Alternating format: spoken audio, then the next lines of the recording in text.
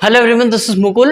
Once again welcome you all to this channel Mathemagic. एक बार फिर से आप सभी का बहुत बहुत स्वागत है आपके अपने यूट्यूब चैनल मैथमेजिक में, जिसमें आज की इस वीडियो में स्टूडेंट हम देखने जा रहे हैं आपकी क्लास 8th मैथमेटिक्स एनसीईआरटी आपकी एक्सरसाइज 3.3 का क्वेश्चन नंबर यहाँ पर 4th को हम डिस्कस करने जा रहे हैं, जिसमें क्या लिखा हुआ है अच्छे से इसकी मीनिंग को अंडरस्टैंड करते हैं। इसके बाद फिर यहाँ पर हम इसको सोल्व आउट करने के लिए प्रोसीड करेंगे। So now let's start to understand.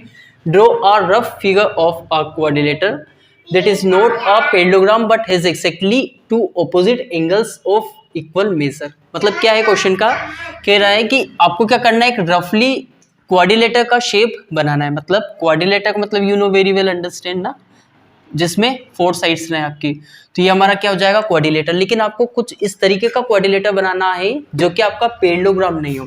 Parallelogram की क्या कंडीशन रहती है आपको, फर्स्ट ऑफ ऑल यहाँ पर ऑपोजिट एंगल्स और ऑपोजिट साइड आपकी इक्वल रहती हैं, ठीक है, एंगल और यहाँ पर आपके साइड्स, ठीक है। और यहाँ पर क्या कहा जा रहा है आपसे कि but has exactly two opposite angles of equal measure. मतलब पैरेललोग्राम में क्या होता है, ऑपोजिट साइड्स और एंगल्स इक्वल। अभी एंगल्स की बात कर रहे हैं तो हम एंगल्स पर यहाँ पर फोकस करते हैं, ठीक है। तो ऑपोजिट एंगल्स जो है आपके पैरेललोग्राम में इक्वल रहते हैं। अब ये तो आपकी पैरेललोग्राम की कंडीशन हो गई है ना। कोई सा पैरेललोग्राम दिया हुआ है जिसमें ऑपोजिट साइड्स आपकी क्या रहती हैं, इक्वल, अभी हमने देखा। लेकिन आपको ऐसा शेप बनाना जिसकी ऑपोजिट साइड्स तो इक्वल रहे, ऑफ इक्वल मेजर, लेकिन वहां पर आपका क्या हो, that is not a parallelogram. मतलब आपको एक क्वाड्रिलेटर बनाना रफली, जिसमें आपका क्या हो, यहाँ पर ऑपोजिट साइड्स इक्वल हो लेकिन वो पैरेललोग्राम भी ना हो, है ना। पैरेललोग्राम में ऑपोजिट साइड्स इक्वल रहती हैं, लेकिन आपको ऐसा शेप बनाना जो कि आपका पैरेललोग्राम भी नहीं हो और ऑपोजिट साइड्स इक्वल भी रहे। तो ऐसे काफी सारे शेप पॉसिबल है, लेकिन अगर हम जैसे यहाँ पर कुछ इस तरीके का शेप अगर हम देखें, है ना, अगर कुछ ऐसा शेप अपन ने बनाया तो यहाँ पर ये एंगल आपका इस एंगल के इक्वल रहेगा, ये एंगल इसके इक्वल रहेगा। और देख सकते हैं हम यहाँ पर कुछ इस तरीके से भी बना के देख लें, ठीक है। तो ये भी हमारा क्या हो जाएगा, यहाँ पर ऑपोजिट एंगल्स आपके इक्वल हो जाएंगे और साथ में क्या हो जाएंगे, आपके ये जो शेप है वो आपका क्वाड्रिलेटर बन जाएगा। और अगर ऐसा केस बनता है तो ये हमारा जो शेप रहेगा वो कौन सा हो जाता है, काइट का, है ना। इस शेप को क्या कहते हैं हम, काइट, जिसमें क्या रहता है, यहाँ पर एडजेसेंट साइड्स आपकी इक्वल रहती हैं, आपके ऑपोजिट एंगल्स इक्वल रहते हैं। लेकिन ये क्या नहीं रहता है, हमारा पैरेललोग्राम, ठीक है। तो इस तरीके से हम इस क्वेश्चन को कर सकते हैं। और यहाँ पर ये जो डायग्राम है, हम यहाँ पर इस डायग्राम को इसके सॉल्यूशन में बना सकते हैं, ठीक है। तो ये कंप्लीट हुआ क्वेश्चन। अगर आपको किसी भी तरीके का कोई डाउट, क्वेश्चन, क्वेरी आपके माइंड में रहा हो तो then you can ask through the comment. और हम पूछते हैं क्वेश्चन नंबर 5 पर। नाउ 5th क्वेश्चन की अगर हम बात करें तो क्वेश्चन में लिखा हुआ है the measure of 2 adjacent angles of a parallelogram are in the ratio. मतलब अगर यहाँ पर हम बात करें पैरेललोग्राम के अंदर आपके एडजेसेंट एंगल्स की, इन दोनों एंगल्स की अगर हम बात करें, या फिर इन दोनों की भी हम कर सकते हैं क्योंकि एडजेसेंट एंगल्स हैं, तो ये आपके 3:2 रेशियो में दिया हुआ है। मतलब अगर हम यहाँ पर 3 और यहाँ पर 2 अभी रेशियो में है, तो यहाँ पर हमको रेशियो में, इसलिए हम यहाँ पर x लेना पड़ेगा। रेशियो का मतलब क्या होता है, जैसे अगर यहाँ पर 60 डिग्री एंगल हुआ है ना, 60 डिग्री या फिर 30 डिग्री एंगल ही मानते हैं, तो यहाँ 10 मल्टीप्लाई कितने का हुआ, 10 का, तो यहाँ भी मल्टीप्लाई 10 का करना पड़ेगा। मतलब ये है, अगर ये 30 डिग्री का एंगल होगा तो ये 20 डिग्री का एंगल होगा, ये 60 का होगा तो ये हमारा हो जाएगा 40 डिग्री का एंगल, ठीक है। इस तरीके से यहाँ पर ये रेशो में रहते हैं। अब आगे क्वेश्चन में ये कहा गया है कि ये जो एडजेसेंट एंगल्स हैं, इसके बेस पर आपको सारे एंगल्स फाइंड आउट करने हैं। मतलब ये एंगल भी, ये वाला है भी और ये वाला भी।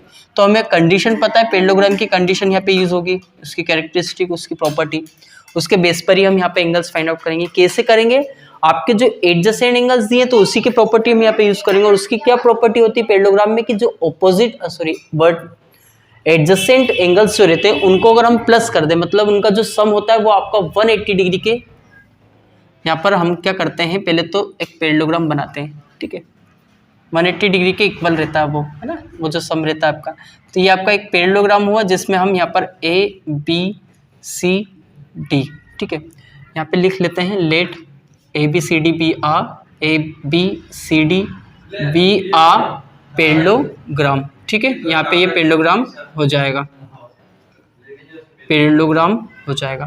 इसके बाद यहाँ पर हम क्या करते हैं, नाउ सपोज, अब यहाँ पर हम सपोज करते हैं वापस फिर से जो हमारे जो एंगल्स हैं, suppose angle A equal to 2x और एंगल डी इक्वल टू कितना हो जाएगा हमारा ये 3x कर लेते हैं इसको, ठीक है, और इसको कर लेते हैं हम 2x, ठीक है। तो अब यहाँ पर हमको क्या करना है, हमें सारे एंगल्स फाइंड आउट करने हैं।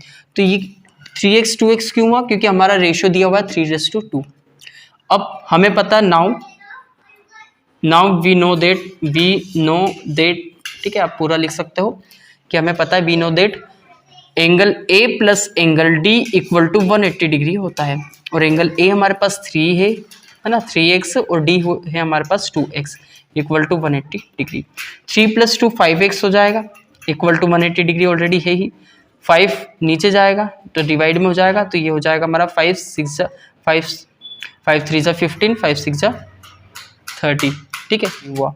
अब 36 डिग्री ही हमारा आंसर नहीं है, हमारा जो 36 है वो हमारी x की वैल्यू फाइंड आउट हुई है। x मतलब क्या, ये, ठीक है। तो एंगल ए कितना हो जाएगा हमारे पास, एंगल ए होगा हमारा यहाँ पर 36, ये हो जाएगा हमारा 108 आना चाहिए। 3 6 जा 18, 1 कैरी ओवर होगा, 3 3 जा 9 + 1 10 हो जाएगा। एंगल ए हमारे पास आ गया जो कि हमारा 108 है। एंगल डी कितना हो जाएगा, एंगल डी आपका होगा वो 2 × 36 तो 72 हो जाएगा, ठीक है। तो 108, अब हमारी जो प्रॉपर्टी वो यूज़ हो गई है ना, 108 और 72 को अगर हम 8 करते तो 180 आता है। तो हमारा यहाँ पर जो एंगल ए है वो कितना हो जाएगा 108, और जो डी है वो हमारा 172 हो जाएगा, ठीक है, 72 डिग्री। अब आपको पता है कि जो ऑपोजिट एंगल्स रहते हैं वो आपके इक्वल रहते हैं पेंडोग्राम में, तो ये 108 हो जाएगा और ये 72 हो जाएगा, ठीक है। तो ये सारे एंगल्स हमारे इस तरीके से हम फाइंड आउट कर सकते हैं। एंगल अब मेंशन तो करना पड़ेगा, एंगल सी इक्वल टू 108, ठीक है, ये किस प्रॉपर्टी से हुआ, by opposite angles are equal, ठीक है, ऐसे आप लिख सकते हो, बाय ऑपोजिट एंगल्स लिख सकते हो आप इतना लिख करके, ठीक है। और यहाँ पर B equal to angle B equal to 72 degree यहाँ पे लिखा है, तो ये भी किस तरीके से हो जाएगा, by opposite angles are equal. तो ऐसे हम यहाँ पर सारे एंगल्स फाइंड आउट कर सकते हैं। इस तरीके से हमारा क्वेश्चन नंबर 5 भी कंप्लीट हुआ, और अब हम नेक्स्ट वीडियो में मिलते हैं जहाँ पर हम अंडरस्टैंड करेंगे क्वेश्चन नंबर 6 को, जिसमें जो भी कुछ होगा हम वहाँ पर हम इसको समझेंगे, ठीक है। सो अभी तक अगर आपने इस क्वेश्चन को देखा है, समझा है, और अगर आपको थोड़ा बहुत कुछ अगर डाउट हो तो then you can ask me through the comment. Now here we will meet in the next video, there we will discuss about the question number 6, okay. तब तक के लिए अच्छे से take care, now see you in the next video. But before it, अगर आपने अभी तक चैनल को सब्सक्राइब नहीं किया है तो then you have to make sure about it also that you subscribe the channel and also press the bell icon, ठीक है। So now meet in the next video.